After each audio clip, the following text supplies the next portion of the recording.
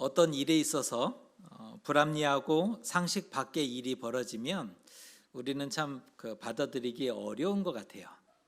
어떤 일을 마주했는데 너무 불합리한 거예요. 그리고 상식 밖의 일들이 진행이 되면 우리는 화가 나지 않습니까?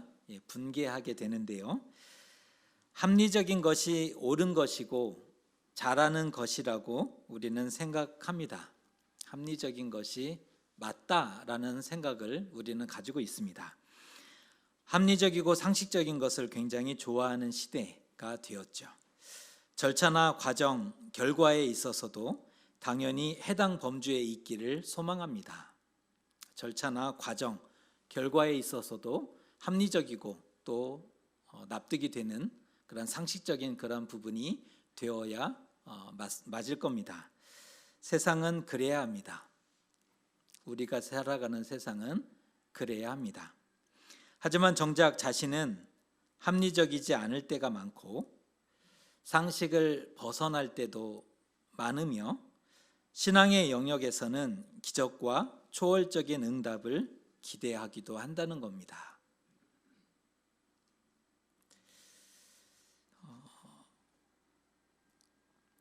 우리는 지상의 세계와 신앙의 세계 두 세상에 속해 있는 사람들이죠. 여기에서 어려움이 생기는 겁니다. 지상의 세계, 이 땅의 삶을 살아가는 존재이고 또 신앙의 세상을 살아가고 있는 사람이라는 겁니다. 이 두 세계가 마주했을 때 우리는 어떻게 살아가야 되는가라는 질문들을 끊임없이 할 수밖에 없는데요. 오늘은 여로보암을 통해서 이 주제에 대해서 한번 생각해 보려고 합니다. 솔로몬이 죽자 나라가 분열되죠. 솔로몬이 죽자마자 나라가 분열되는데 남유다는 르호보암이 솔로몬의 아들인 르호보암이 왕이 되고 북이스라엘은 에브라임 지파였던 여로보암이 왕이 됩니다. 이름이 비슷하죠. 르호보암, 여로보암. 오늘 말씀은 북이스라엘 쪽의 말씀입니다. 북이스라엘의 여로보암이 세겜을 수도로 정하고 그 수도를 이제 도시를 개발해야 되지 않습니까? 도시를 개발하고 나라를 세워가는 그런 장면으로 그려지고 있습니다. 10지파의 지지를 받았던 여로보암, 북이스라엘에는 10지파의 지지를 받게 되었지 않습니까? 10지파의 지지를 받았던 여로보암은 남유다와 비교할 수 없을 만한 좋은 것을 이미 가졌던 그러한 나라였음이 분명합니다. 하지만 여로보암은 크게 불안했다는 겁니다. 여로보암 왕이 크게 불안했다라는 얘기를 오늘 말씀이 써주고 있는데 특별히 26절의 말씀은 이렇게 표현합니다. 우리가 같이 한번 읽어보겠습니다. 그의 마음에 스스로 이르기를 나라가 이제 다윗의 집으로 돌아가리로다. 크게 불안할 수밖에 없었던 이유가 있었는데요. 이스라엘은 유일신 하나님을 섬기는 민족이었지 않습니까? 이스라엘 민족은 유일신이신 하나님을 섬기는 민족이었어요. 그래서 하나님이 선택하신 예루살렘과 성전은 특별한 의미가 될 수밖에 없었던 겁니다. 북이스라엘로서는 하나님께 제사하고 절기를 온전히 지키기 위해서는 예루살렘으로 가야 하는 이 당황스러운 상황을 마주하게 된 겁니다. 하나님께 제사하기 위해서 어디로 가야 돼요? 예루살렘으로. 절기를 온전히 지켜야 합니다. 어디로 가야 할까요? 예루살렘으로. 순례자들을 남유다가 곱게 봐줄 것인가? 국경을 통과해서 가야 되는데 순례자들을 남유다가 곱게 봐줄 것인가? 자칫하면 큰 사륙이 벌어질 수 있는 그러한 현실을 마주해야 되는 그런 모습입니다. 또 하나 유다를 왕래하다가 백성들의 마음이 혹시 다윗에게로 기울기라도 한다면 재앙이 되지 않겠습니까? 그것을 우려하는 거예요. 남유다를 백성들이 왕래하다가 혹시나 그 마음이 다윗 왕조에게로 기울기라도 한다면 이거는 큰 재앙이 될 수밖에 없는 거죠. 이에 여로보암은 긴급 조치를 단행하는데요. 국가적인 긴급 조치를 단행합니다. 첫 번째, 예루살렘 성전에 가지 않아도 되도록 해결해 버립니다. 예루살렘을 가지 않아도 된다는 거예요. 나라의 북쪽 땅과 남쪽에 금송아지를 만들어서 세워 놓았죠. 그러면서 이렇게 얘기합니다. 너희가 다시는 예루살렘에 올라갈 것이 없도다. 이스라엘아, 이는 너희를 애굽 땅에서 인도하여 올린 너희의 하나님이라 라고 선언합니다.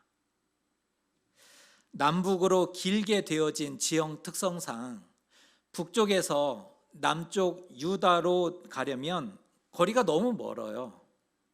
그러니까 땅이 동그랗게 되어 있지 않고 남북으로 길게 늘어져 있는 지형 특성상 북쪽에서 남쪽으로 가기에는 거리가 너무 멀다는 거예요. 시간도 많이 걸리겠죠. 하루 벌어 하루 살아가던 사람들이 그 경비 3일, 4일 이상 걸리는 그러한 중간에 길을 가면서 묵어야 되고 먹어야 되고 이러한 경비들을 감당하는 것이 또 불가능하지 않습니까? 게다가 국경을 통과해야 하는 위험까지 생겼으니 그에 비하면 단과 베델에 있는 성소는 얼마나 좋은지 모릅니다. 전용 성소가 생겼어요. 북이스라엘 사람들이 가서 예배할 수 있는 전용 성전이 생겼다는 겁니다. 그랬더니 백성들이 너무 좋아하는 거예요. 두 번째, 원할 때는 언제든지 편리하게 제사를 드릴 수 있는 산당을 곳곳에 세워두었습니다. 손쉽게 하나님께 제사할 수 있게 되었어요. 손쉽게 모든 죄를 용서받을 수 있게 되었어요. 사람이 숨을 쉬며 산다는 것은 굉장한 은혜입니다. 여러분, 때로 숨이 쉬어지지 않는 경험해 보셨습니까? 숨이 쉬어지지 않을 정도의 그 무거운 죄의 짐. 그런데 이스라엘 사람들이 지금은 손쉽게 하나님께 제사할 수 있게 되었다니까요. 손쉽게 모든 죄를 용서받을 수 있는 길이 열려지게 되었던 겁니다. 가까운 산당은 충분히 매력적이었고 만족도 최고입니다. 세 번째, 절기를 제정해서 백성들의 요구와 믿음을 달래줍니다. 초막절 얘기가 나오는데 초막절은 출애굽 이후에 이스라엘에게 주신 절기였고 전통이었습니다. 7월 15일 이때 지켰던 절기인데 북이스라엘로서는 남유다와의 차별이 필요했던 거예요. 동일한 절기를 지키면 원조가 어디예요? 남유다. 이거는 원조가 될 수 없는 길이죠. 차별화가 필요하다. 그리고 상황적으로 현실에 맞게 봤더니 이 절기가 추수를 한참 진행하다가 일주일간의 절기를 지키고, 그러니까 모든 일을 하지 않고 예루살렘에 모여서 하나님 앞에 예배하고 쉬다가 이 절기를 끝난 다음에 다시 추수를 재개해야 되는 그런 상황이었다는 거예요.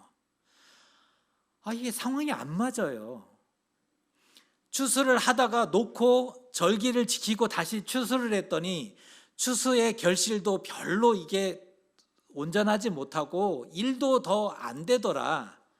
여로보암이 생각했을 때 남유다와 차별하기도 하고 또 현실에 맞도록 한 달 뒤의 시점 8월 15일로 초막절 절기를 지정하게 된 것입니다. 추수를 마치고 절기를 지켰더니 너무 좋아요. 그 넉넉함과 그 풍성함으로 하나님께 예배했더니 훨씬 더 좋았던 겁니다. 가장 중요했던 문제, 북이스라엘로서 가장 중요했던 문제를 합리적이고 상식적으로 풀어냈던 여로보암. 그는 지혜 있는 사람이고 북이스라엘에게 있어서 지금 무엇이 가장 중요한지를 정확하게 알았고 백성들의 필요가 무엇인지를 알았던 사람이었습니다. 그는 가장 합리적으로 문제를 상식적으로 풀어냈던 사람이죠. 오늘 사건을 여러분은 어떻게 평가하십니까? 우리의 평가도 중요하지만 하나님의 평가도 더 중요하지 않을까요? 하나님의 평가가 나오는데, 하나님은 유다 땅에서 하나님의 사람을 세우셔서 북쪽으로 보내십니다. 여로보암이 제사할 때 그 제사하던 제단을 저주하는 일들이 이제 내일부터 진행이 되는 거예요, 묵상집에. 그런데 왜 하나님은 북이스라엘의 10지파에 속했던 수많은 사람들이 있었는데 그 땅에서 하나님의 사람을 세우지 않고 굳이 남유다의 사람을 세워서 북쪽으로 가서 예언하게 하셨는가? 북쪽 땅에 불러 세울 사람이 없었다. 여기서부터 걸리는 거죠. 문제가 되고 있다는 거예요. 남유다의 사람을 세워서, 하나님의 사람을 세워서 여로보암이 만든 제단을 저주하시는데 13장 34절은 이렇게 표현하고 있습니다. 이 일이 여로보암 집에 죄가 되어 그 집이 땅 위에서 끊어져 멸망하게 되니라. 하나님의 평가입니다. 하나님이 이렇게 평가합니다. 세상 최악이다. 이후에 이런 기록도 하시죠. 북이스라엘의 멸망의 원인이 되었다. 여로보암의 죄는 북이스라엘의 멸망의 원인이다 라고까지 기록해 줄 정도입니다. 여로보암은 그가 할 수 있는 최선을 다했고 누가 보더라도 합리적이고 상식적인 결정을 했지 않습니까? 가장 잘한 결정들을 해냈던 사람이죠. 하지만 하나님이 인정하지 않으셨다는 겁니다. 사실 솔로몬의 죄로 인해서 이스라엘이 남과 북으로 분열하게 됩니다. 솔로몬이 죄를 짓지 않았다면, 하나님을 버리지 않았다면 이스라엘은 하나의 이스라엘로 그 다윗 왕조가 이어졌겠지만 솔로몬의 죄로 인해서 남북으로 분열하게 되었죠. 그럼에도 하나님의 눈과 관심은 여전히 다윗 왕조와 성전에 있겠다라고 말씀하고 계세요. 그러니까 이 말은 뒤집어서 보면, 여로보암 입장에서 보면 여로보암을 취하시고 택하신 것은 여로보암을 사랑해서가 아니었어요. 본래부터 여로보암을 택하시고자 하셨던 게 아니었다는 거죠. 본래 택했던 이들이 자신의 복을 발로 차고 하나님을 떠나자 벌하시기 위해서 나라를 나누고 맡기셨던 겁니다. 말하자면 반사이득을 얻은 거죠. 여로보암과 북이스라엘은 큰 약점을 가지고 있었습니다. 태생부터. 하나님의 관심이 남유다에 있대요. 또 하나님이 선택하신 성전이 예루살렘에 있어요.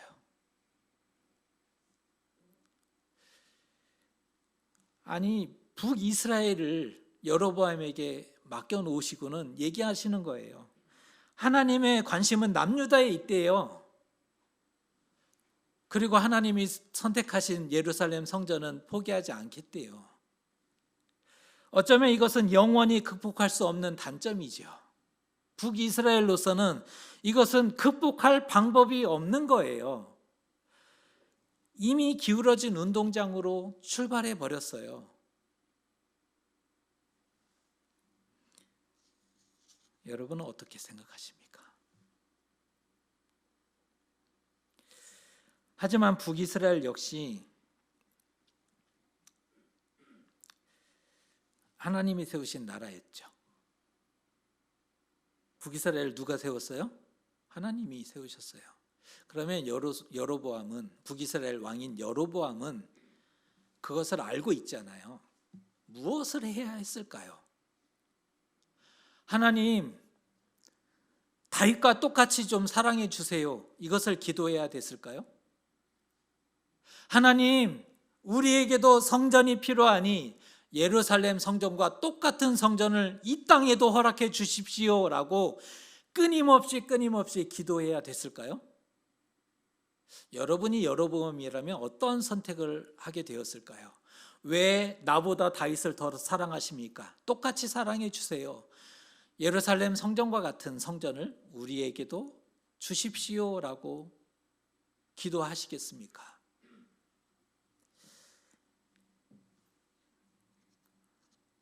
하지만 북이스라엘 역시 하나님이 만드신 나라다라고 말씀을 드렸고, 12지파 중에 무려 10지파를 어느 나라에 속하게 하셨어요? 북이스라엘. 12지파 중에 10지파를 북이스라엘로 허락해 주셨다니까요. 나라를 만든 것도 하나님이고 12지파 중에 10지파를 구분하신 것도 하나님이시죠. 뿐만 아니라 다윗과 같이 하나님을 잘 섬기면 똑같이 복을 주리라 라는 이 언약, 솔로몬이 받은 언약인데, 솔로몬에게 하셨던 똑같은 언약을 여로보암에게도 동일하게 하셨다는 사실을 알고 계십니까? 가만히 보면 이스라엘 나라를, 북이스라엘 세운 것도 하나님이고 10지파를 주셨고 솔로몬에게 허락하셨던 언약을 동일하게 여로보암에게도 주셨다. 이것은 작은 게 아니었다는 거예요. 작다라고, 약점이다라고 보았기 때문에 그런 거지 결코 작은 게 아니었어요. 과분하면 과분했지 어떻게 이것이 약점이고 단점이 될 수 있겠습니까? 차별하거나 차등하신 것이 아니었어요. 그런데 왜 실패했을까? 왜 실패했을까? 여로보암은 하나님의 약속을 믿지 못했습니다. A. 하나님의 약속 믿지 않았습니다. 영원한 왕조는 고사하고 자기 약점에 압도되어 무너지고 말았다는 거예요. 그 약점 때문에 무너지게 되는 거죠. 그에게는 성전이 없었는데요. 제사를 할 수 없었는데요.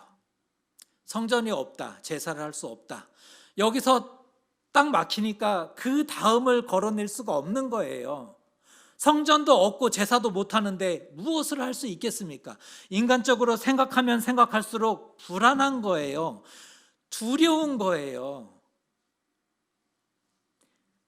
그럼에도 하나님의 약속을 믿고 신뢰했다면 어떻게 되었을까요? 여로보암이 하나님의 약속을 믿었고 신뢰했다면 어떤 결과를 가져왔을까?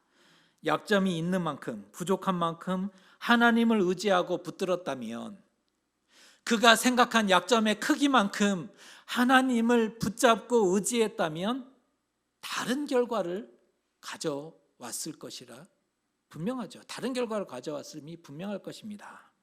애초부터 하나님이 아니면 안 되는 나라였습니다. 북이스라엘은 애초부터 하나님이 아니면 안 되는 나라였죠. 약점도 있는데 하나님도 돕지 않으시면 어떡하겠다는 거예요. 약점이 없다면 자신의 잘난 대로 살아가면 되는 거예요. 그런데 약점도 있는데, 극복할 수 없는 약점도 있는데 하나님도 돕지 않겠다면, 그런 상황이 되면 이것은 어떻게 하자는 겁니까?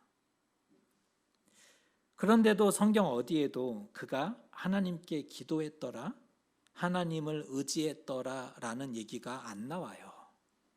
열왕기에도 안 나오고 역대기에도 나오지 않아요. 그가 하나님께 기도했더라, 이 말이 안 나오더라는 거예요. 약점도 있는데. 그는 하나님을 버립니다. 그는 성전을 버립니다. 약점이라고 생각했던 성전을 버려버려요. 그리고 레위인을 버립니다. 북이스라엘이 버린 레위인, 곳곳에 흩어져 있었잖아요. 레위인은 그 기업이 없었으니까. 북이스라엘에서 실업자가 된 거예요. 결국 레위인은 남유다로 내려가게 되죠. 하나님의 사람들이 북이스라엘 땅을 버리고 남쪽으로 내려가서 그곳에서 생업을 이어갑니다. 여로보암은 하나님을 버렸어요. 성전을 버리고 레위인을 버립니다. 하나님이 명하신 절기를 버렸다라고 하는데 말씀을 버렸다가 되는 거죠. 그에게 관심사가 있었는데 자기 나라에 관심이 있었고 자기 백성에게 관심이 있어서 온 힘을 쏟게 됩니다. 제가 표현을 자기 나라라고 표현했고 자기 백성이라고 표현을 썼어요. 다시 말해서 자기 나라와 자기 백성, 자기 자신의 바벨탑을 높이 쌓아가고자 했다는 겁니다. 그에게 하나님은 왕이 아니었어요. 하나님이 선지자를 보내서 왕으로 삼게 해주셨는데 왕이 되자 여로보암은 하나님이 자기의 왕이 아니었어요. 그에게 이스라엘은 하나님의 백성이 아니었어요. 그럼 뭘까요?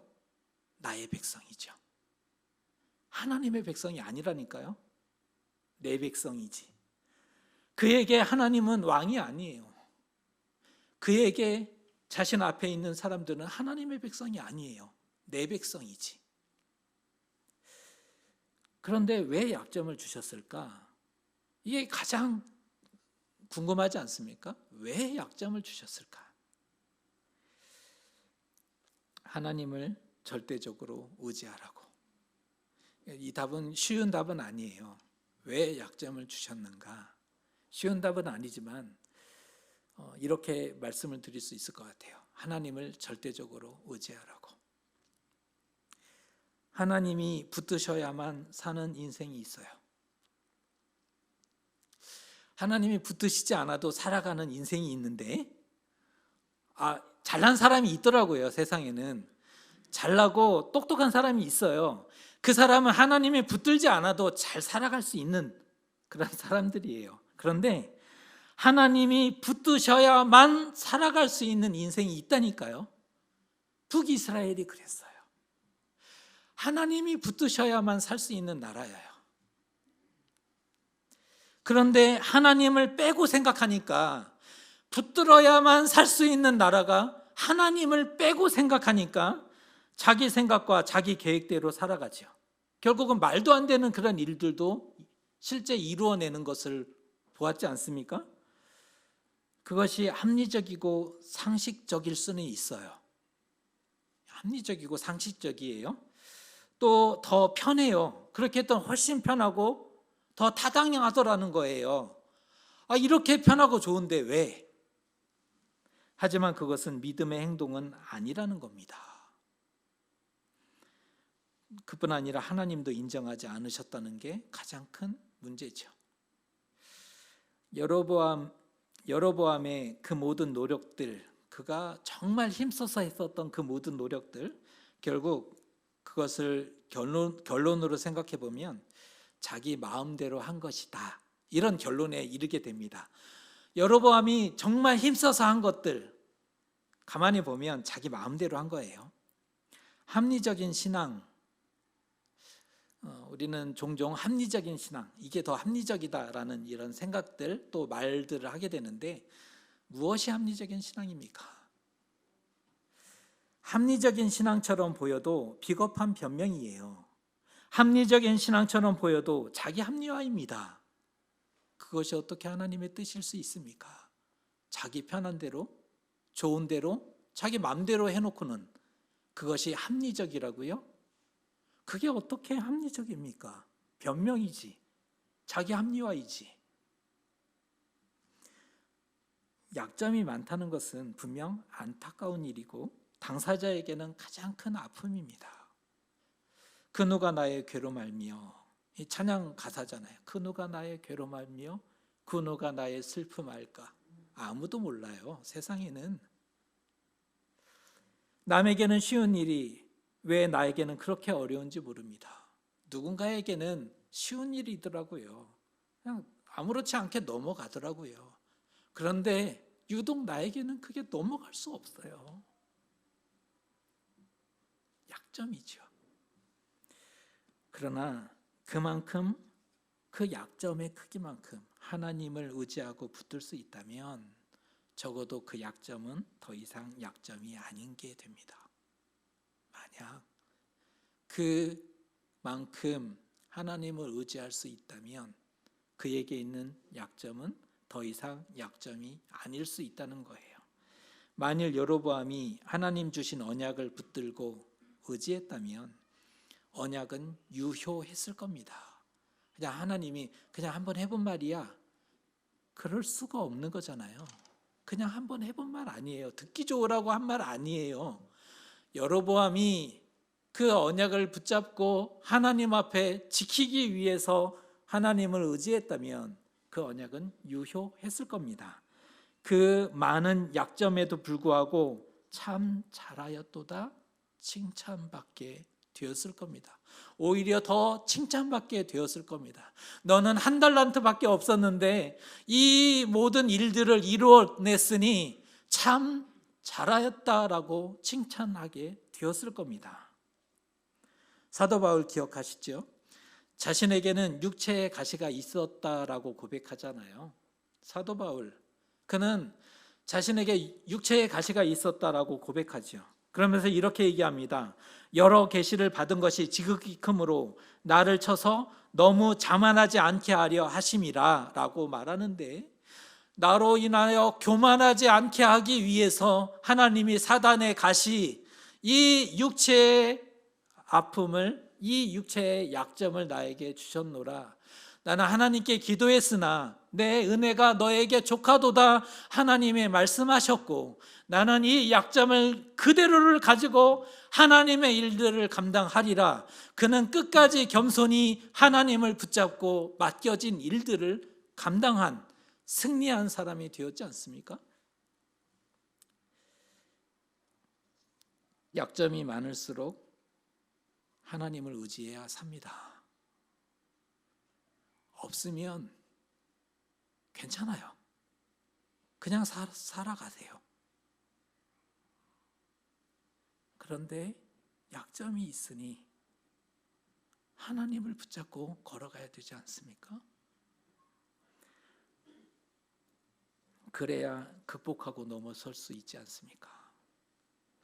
강인한 육체와 정신, 굳건한 의지, 그런 것을 우리는 믿음이라고, 큰 믿음이라고 생각하기 쉬워요. 강인한 육체와 정신, 흔들리지 않는 뜨거움, 이게 큰 믿음이라고 생각하기 쉬운데, 약점을 맡기고 하나님을 의지하는 것, 그것이 참된 믿음입니다.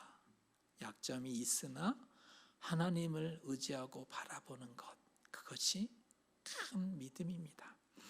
나는 연약하고 부족하니 하나님이 함께해 주셔야 합니다. 하나님이 아니면 안 됩니다. 이 마음으로 하나님을 바라보는 것, 그것이 참된 믿음인 거죠. 하나님과 동행하고 고민을 함께하는 사람은 아름다운 사람입니다. 고민을 함께하는 사람, 하나님과 동행하는데 그 안에 있는 고민을 함께하는 사람, 그 사람은 믿음의 사람이고 아름다운 사람입니다. 그는 하나님을 떠나기 위해서 작정하지 않을 거예요. 오늘 여로보암은 하나님을 떠나기 위해서 작정하고, 아예 작정하고 하나님을 떠나기 위해서 힘썼던 사람이 여로보암이잖아요. 그런데 하나님과 고민을 함께하는 사람은 작정하고 하나님을 떠나지 못할 겁니다. 뿐만 아니라 하나님의 식과 법을 발로 밟고 무시하지 못할 거예요. 예배를 마음대로 생각하고 편한 대로 쉬운 대로 바꿔내지 않을 거예요. 코로나 시대를 살아가고 있는데 크게 도전되는 말씀이지 않습니까? 예배를 쉬운 대로 편한 대로. 이래서 어쩔 수 없었어. 합리화 너무 잘했지 않습니까? 합리적이고 상식적인 것이 더 편리하고 좋아 보일 수도 있어요. 하지만 하나님을 떠나고 멀어지는 방향이면 그것은 그 어떤 거라도 인정해 드릴 수 없습니다. 하나님을 떠나는 방향이면 그 어떤 것도 인정할 수 없어야 합니다. 사람에게 편리한 방식일 수는 모르나 하나님이 기뻐하지 않으신다면, 하나님이 인정하지 않으신다면 어떻게 그것을 인정해 드릴 수 있겠습니까? 하나님을 의지해야만 사는 나라가 있고 하나님을 의지해야 살 수 있는 삶이 있어요. 우리 얘기하는 거예요. 하나님을 의지해야만 살 수 있는 삶, 우리의 모습이지 않습니까? 우리는 많은 약점을 가진 사람들이죠. 그러면 정답 나왔습니다. 무엇을 해야 할까? 더 하나님을 의지하고 살아가는 것. 정답 나왔습니다. 더 하나님을 의지하고 살아가는 것. 해결되지 않잖아요. 해결되지 않는 만큼 그 마음의 부담과 고통이 있잖아요. 부담과 고통만큼 하나님을 바라보고 하나님을 찾으라. 그것이 정답입니다. 하나님이 원하시는 대로 믿는 것, 하나님이 원하시는 대로 사는 것, 그것이 합리적인 신앙입니다. 내가 편한 대로 결정하고 살아가는 것이 합리적인 신앙이 아니고 내가 설명하기 쉬운 대로, 이해하기 쉬운 대로 말하는 것이 합리적인 신앙이 아니고 하나님이 원하시는 대로 사는 것, 하나님이 원하시는 대로 믿는 것, 그것이 합리적인 신앙이라고 얘기할 수 있을 것입니다. 우리는 약점도 있고 부족함도 많습니다. 그러나 그만큼 하나님을 의지하고자 할 때 함께 하시고 도와주실 것입니다. 반대로 스스로 극복하고자 할 때는 주신 약속과 복이라도 거두실 수 있어요. 여로보암이 딱 이 모습입니다. 스스로 풀어가려고 할 때 주신 복도 약속도 거두어 가셨던 안타까운 결과를 보게 됩니다. 우리는 누구보다 합리적이고 상식적인 사람이지만 삶은 믿음으로 살아가셨으면 좋겠습니다. 우리의 인생의 삶은 믿음으로 선택하고 살아가시면 좋겠습니다. 지금 우리에게 필요한 것은 합리화가 아니라 믿음입니다. 어떤 일에 대해서 합리화하는 것이 아니라 지금 우리에게 필요한 것은 믿음이죠. 우리는 하나님이 아니면 안 되는 사람이니, 우리는 하나님이 없으면 안 되는 사람이니 더욱 하나님을 바라봐야 되지 않겠습니까? 하나님이 여러분의 삶과 인생을 도우시고 함께 하시기를 축복합니다. 반드시 꼭 여러분의 삶에 간섭하시고 함께 하시기를 주님의 이름으로 축복합니다.